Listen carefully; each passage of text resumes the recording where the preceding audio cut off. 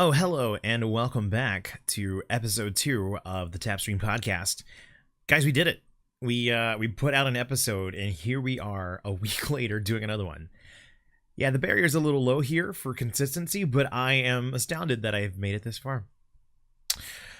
Just to be completely honest, it is stupid late. It is stupid late o'clock. I had just finished streaming about 20 minutes ago, and I am in the process of winding down.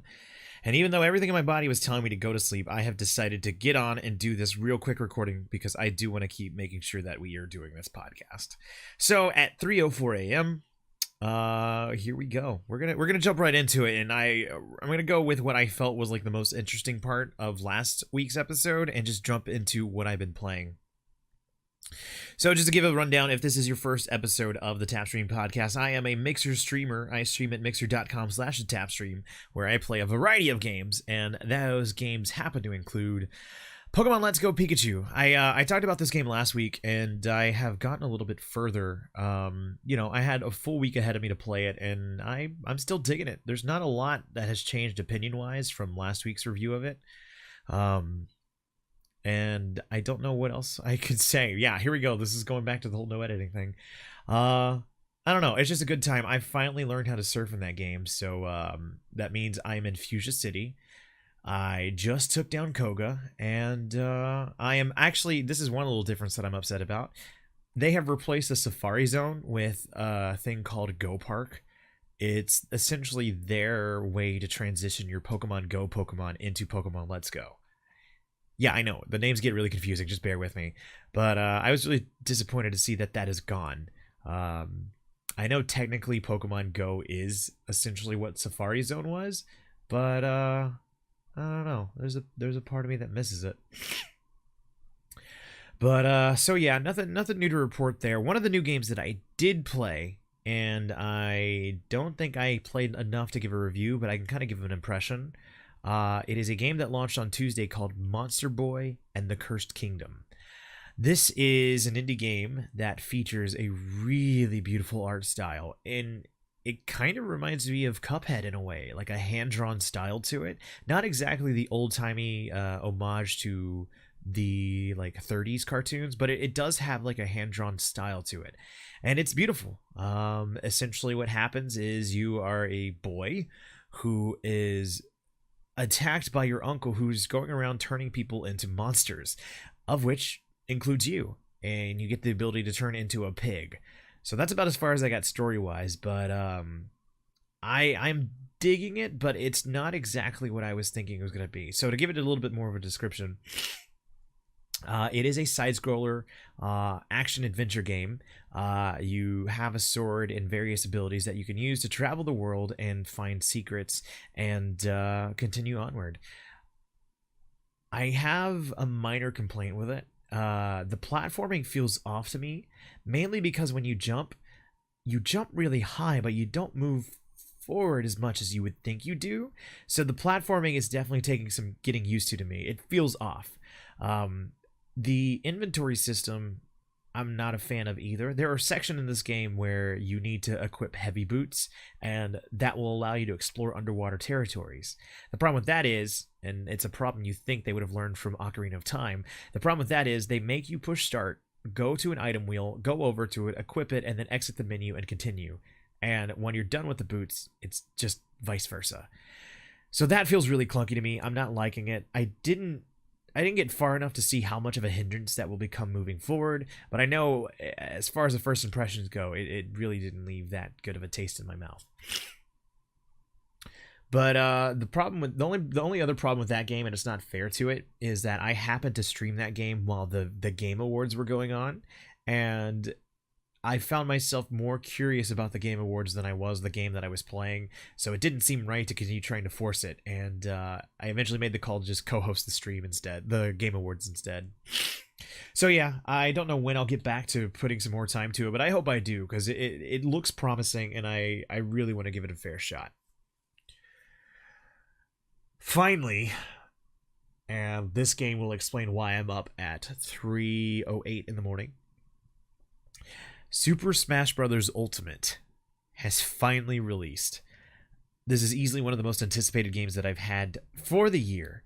It is a game that I have been looking forward to and have quoted as being the day the TapStream community will die, because it'll be like a mainstay for my community to play against each other.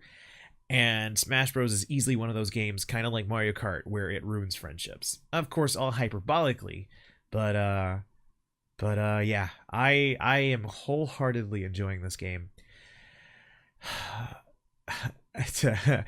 The best way to set this, I was browsing the Super Smash Brothers subreddit earlier today, and somebody did one of those joke formats where they said, "Hey, name a better duo," and they said in one column, "I like Smash Brothers," and then the second column, it was butt.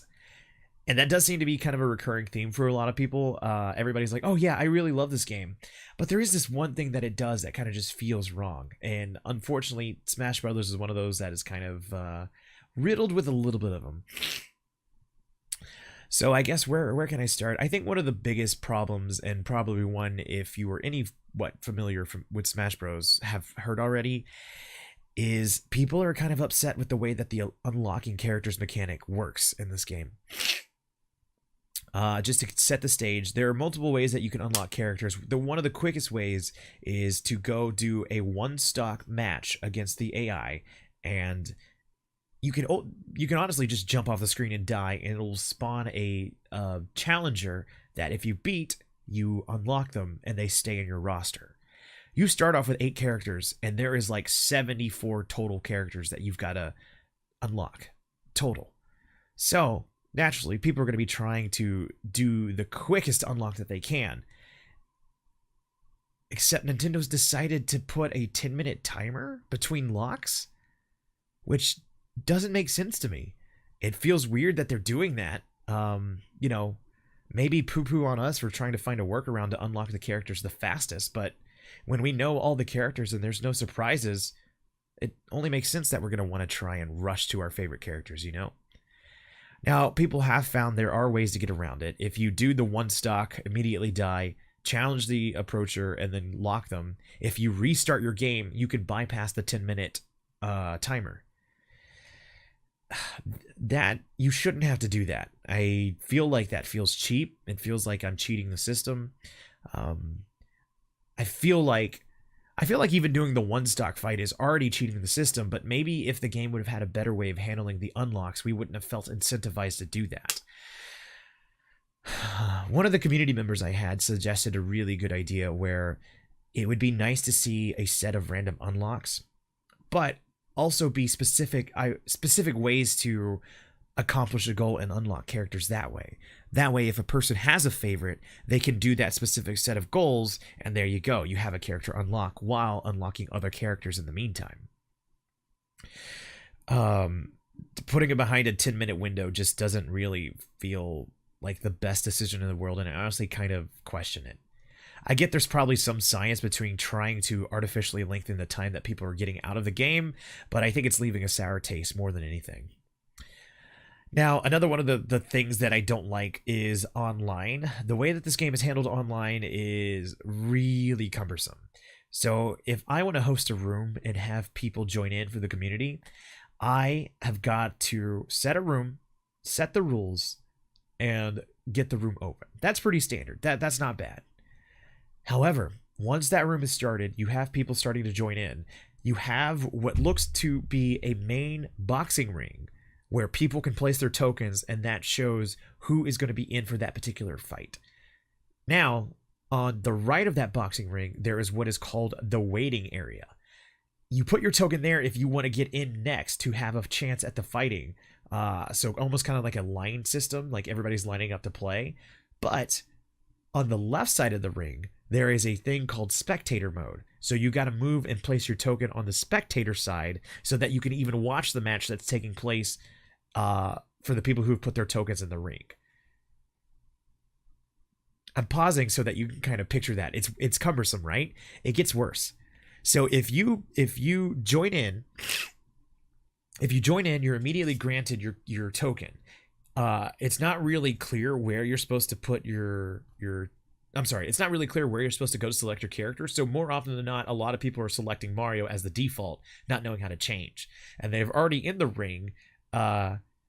So to change that character, they have to move that token back to the waiting area, move their cursor to the bottom right, select a picture of Mario, change their character, come back, and then replace their token in the center ring so that they can fight.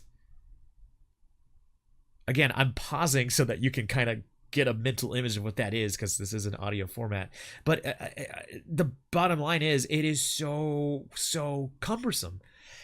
And the worst part of all, if we're playing with a specific set of rules and we decide, you know what, maybe we don't want to have any items in this particular set of games, you have to quit the room, go in, create a list of rules, save it, and then create a new room with that. And there you are back again with the token system. It's bad. It is not a good way to handle online multiplayer. So yeah, and then finally, this is more of a nitpick. World of Light is turning out not to be the single player experience I was hoping it to be.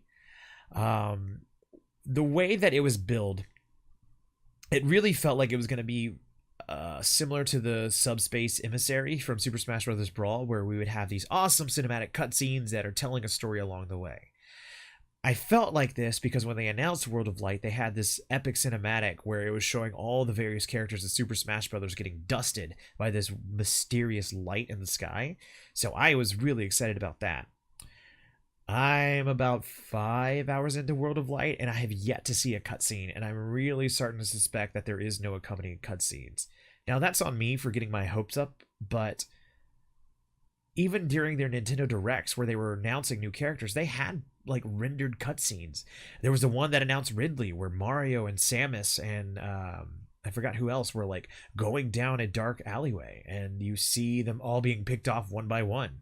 They even had the one where they announced Simon Belmont, where Luigi goes into a castle and he's kind of going around scared and he's impaled by death. And finally, you had the one where King K. Rool's announced, where he's visiting Donkey Kong and Diddy Kong. So maybe that's on me for getting my hopes up high that those expectations were set, but it is disappointing when you're expecting it and it's not coming through. So again, I chalk that up as a nitpick. I don't think that's a fault of Nintendo, but it is something that I really wish would have been included in the game. For all the problems it has, though, it's hard for me to not be in love with this game, because I just spent the last 6 hours streaming and having a hell of a time. I played so many members of my community members today. We had so many matches, and I honestly had to just like leave. Like, they kept roping me into one more, but one more, of course, is an infinite loop that I needed to just escape. I don't even think this is going to be a good podcast because I can feel how tired I am, so it might be a bit of a briefer one. But yeah, it's what I want out of an online experience. If you've never run a community night before, one of the biggest problems that you have is find a game that, one, everybody has, two, it's easy for everybody to get into, and three, doesn't put you in this awkward position of trying to figure out who gets to play and who doesn't. Say, for example, Fortnite. The highest amount of people that you can have in a particular match is 4. If I have like 8 people wanting to go, it's really hard to say, hey, you know what? You've had enough time. You get out of here. Swap out with somebody. Like, I don't like having to make that call. But with Super Smash Brothers, the fact that we can all be in the lobby, and even though I hate the way it's set up, the fact that the people who aren't playing can go into spectator mode, even if they're not playing, it still feels like they're part of the experience and they're not just waiting to get in. That's really cool. Another thing you can do is set up a setting where the last place in a particular match has to swap out with somebody else. So I don't even have to make that call. The game makes it for you. So Super Smash Brothers is hitting on all the criteria I want out of a multiplayer community night type of game. And I honestly can see it being a mainstay for a really, really long time.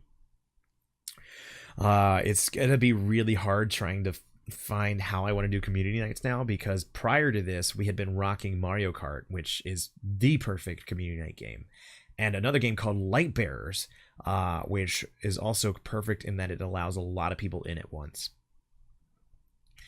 So yeah, I've got to figure that out here in the future and see how I'm gonna handle that. But yeah, that's pretty much my thoughts on Super Smash Bros. Ultimate so far. I will probably have more follow updates as I continue to play it because it will be what I play for the foreseeable month. Whew. All right, everybody. So that will be what that'll wrap up what I've been playing. It is a bit of a brief one this week, but I don't have a lot to say. I don't have as much critiques about Super Smash Bros. Or Monster Boy like I did of Red Dead Redemption 2. So that will go ahead and move us on to the What I've Been Watching segment. For those who know me, know Rooster Teeth is one of the biggest inspirations that I've had growing up. The reason that I have any interest in making online content is because of Red vs. Blue and subsequently Rooster Teeth. I have fallen a little bit out of favor in recent years just because keeping up with whatever they put out is just honestly a full-time job, and I couldn't keep up with them. However, I still listen to their podcasts and every now and then occasionally a video that they put out. However, I found myself going back to their website today, and they had a really cool feature that I didn't even know I wanted. It was called Rooster Teeth TV, which is in beta, and it is essentially 24 hours nonstop of just randomized Rooster Teeth content. And I had it on today while I was cleaning, and it was such a great way to both reminisce and watch new stuff that is like sinks between the cracks, slip between the cracks. That's the phrase I'm going for. So yeah, that was kind of one of the highlights of my day before I ended up playing Smash tonight. And it's so funny how the mind plays a trick on you, because if I were to like say, you know what, I'm going to watch an on-the-spot episode by Rooster Teeth, I wouldn't, because I'm like, oh man, I don't have, 2 hours to dedicate to watching this. I can't. But however, if it's already in progress and on a randomized loop, hell yeah, I'll throw that on. I don't feel like an extra amount of commitment to it. So it's an easier way for me to engage with the content that originally inspired me. And I like it. I like the whole idea behind it. So I'll probably end up watching that more moving forward. And they have more. They have Achievement Hunter TV, Funhouse TV, and one more I can't remember.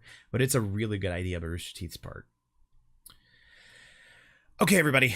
Oh, you know what? Never mind. I got one more thing to talk about before I move on to the 2 or 3 trailers that I have left intentionally at the end so that we can talk about spoilers.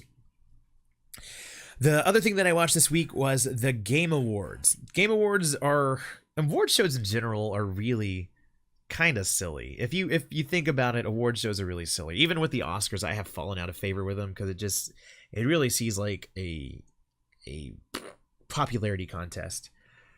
However, the Game Awards is something that Jeff Keighley has been trying to put on for years, and if anything, I can't deny how admirable it is to see him stick with it through all these years. It has had so many different transformations. It has been from Spike TV to being I think it was a YouTube-only show at once, to now being available on all platforms, and it's coming together really nicely, and it feels more like a celebration than it has in previous years.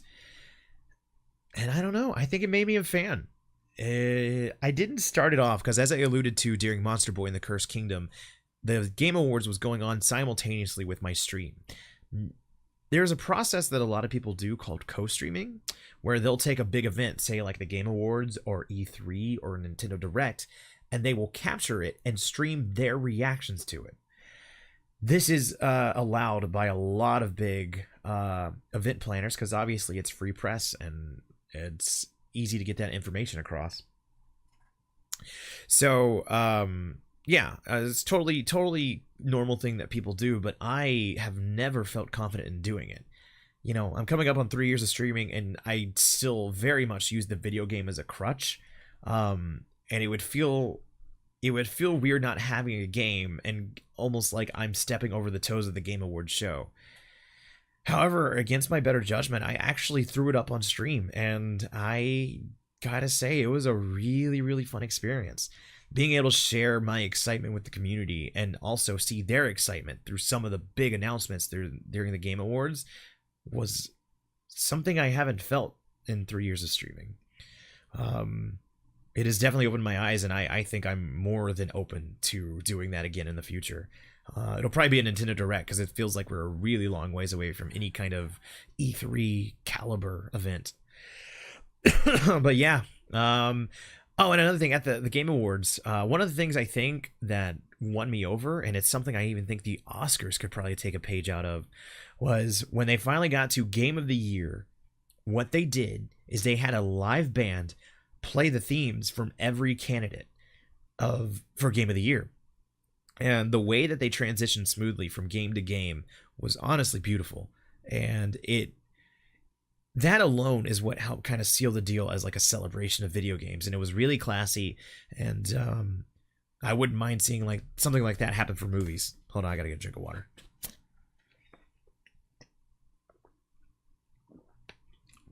Thank you. 6 hours of straight talking. My voice is definitely coming into the station. But anyway, yeah, that was the Game Awards. I think I actually, I look forward to the next one, and that is that. So yeah, we are speeding along here, but I have specifically left the last three things that I've been watching for the end because I do want to give this blanket spoiler warning.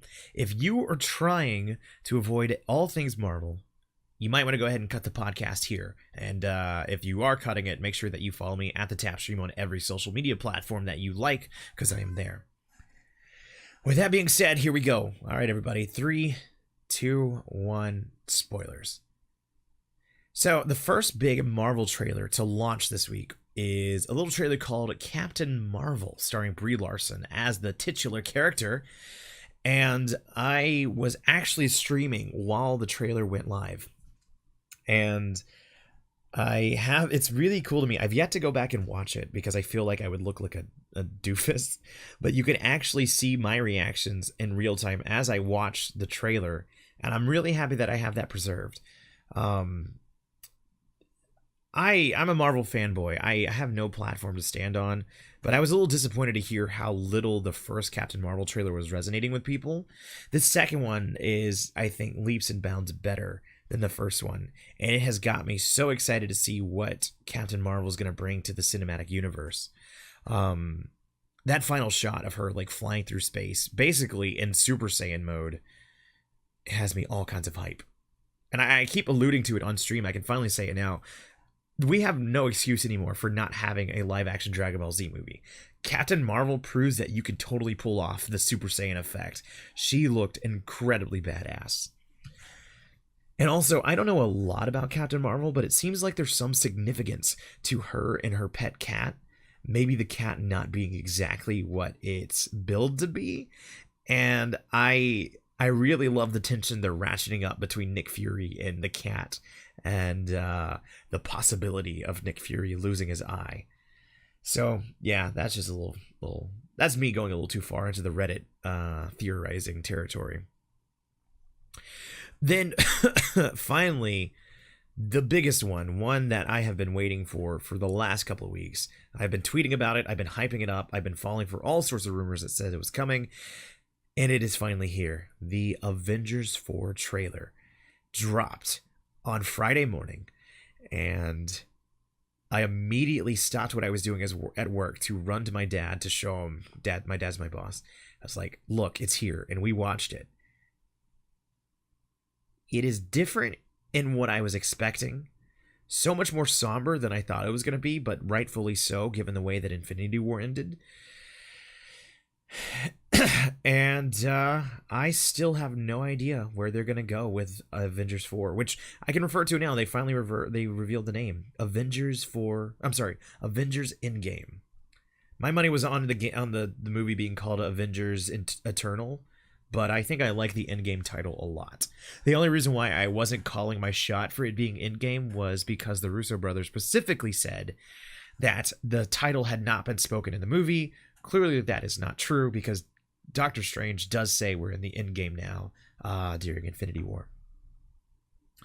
Regardless, the trailer opens up with Tony Stark adrift in space and recording a message for Pepper Potts.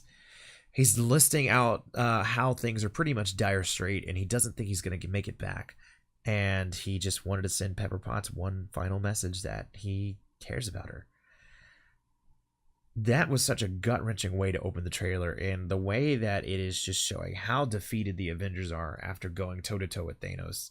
Thanos is I don't know, man. It's sombering. It brings back all the feelings I had of watching the snap take place and just sitting there awestruck, thinking there's no way that they would end the movie this way, and yet they did. And the trailer continues on, and we see shots of the different Avengers dealing with it. Thor probably the most, since he did not go for the head. He said so much without it saying anything at all. And we finally get to see that Hawkeye is back under, well, they don't actually name him, but apparently the rumor is that he's a new character called a Ronin. I guess that is a transformation that Hawkeye has become, and I'm really curious to figure out what that's going to be, because I have no idea. My speculation is that his family member, which was family members which were established in the Age of Ultron movie, have unfortunately suffered the fate of the snap, and he is out for revenge, just trying to figure out what the hell is going on. So it's really cool to get confirmation that he's coming back, because he was like one of the biggest points of contention for the first movie, everybody wondering where the hell Clint was. So I'm glad to see that he is back. I am a Captain America fanboy, to put it simply. And maybe it doesn't mean much, but for me personally, Captain America stole the trailer. Whenever Black Widow tries to reassure him that their plan is going to work, Tony responds with something to the long extent of, "I know, because I don't know what I will do if it doesn't." That line actually started making me tear up when I heard it at work. To me, that is the embodiment of Cap. You know, in the very first movie, oh god, I'm gonna show my lack of knowledge here. In the very first movie, where he's asked if he wants to kill the enemy, he says, "I don't like bullies, no matter where they're from." You know, Cap never wants to be the aggressor, but he's more than willing to stand up for what he believes in. So the fact that he says the line, "I don't know what I'll do if it doesn't," shows just how on edge he is, but he's still remaining some sense of morality he has as Captain America. It's such a great line. It gets me so pumped to see how he's going to deal with the fact that Thanos has taken half of everything that he loves, half of all life. How is he going to right this injustice? Oh god, I'm so excited. I'm so freaking excited. And then, of course, it's a Marvel movie. It can't have a trailer without ending on a laugh. Seeing Scott Lang at the door of the Avengers Tower and trying to like reconnect with Cap after so long since Civil War, you know, it got a big laugh out of me. And it's leaving me wondering just how the hell Scott got out of the quantum zone. But we are still far away from it, so all this is just speculation at this point, and we're gonna have to see. Now, the last trailer I did want to bring up, I did mention 3.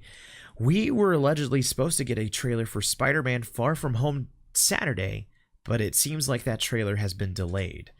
It feels really weird to hear that we're gonna get a Spider-Man trailer, especially because if you watched Infinity War, you know Peter Parker suffered a very dust-worthy fate, to put it jokingly. So I don't know how they're going to handle marketing this movie, because Spider-Man Far From Home comes out after the Avengers 4 movie. So it's going to be some weird gymnastics between those 3 movies, trying to not give away one another with their promotional material. If this was a specifically Marvel Studios show, I would feel more comfortable. But the fact that Sony still has marketing rights to Spider-Man Far From Home, and they have already shown their tendency to spoil a lot with Spider-Man Homecoming, I honestly think I might not watch the Spider-Man Far From Home trailer. I'm just really worried about things being revealed to me before I'm ready to have them revealed. So, yeah, I don't know how I feel about that, man. I'll probably just read reviews and see what people think if the trailer gives anything too much away. All right, guys, that about does it. Sorry if this is a bit of a low-energy podcast. I did want to make sure that I got in here and recorded this. It is now 3:33 a.m. We did it, guys. 2 weeks in a row. 2 freaking weeks in a row. This is the most I've ever posted podcasts back-to-back, so I do want to thank you for your time. Thank you for listening, and yeah, I look forward to keeping this up for next week.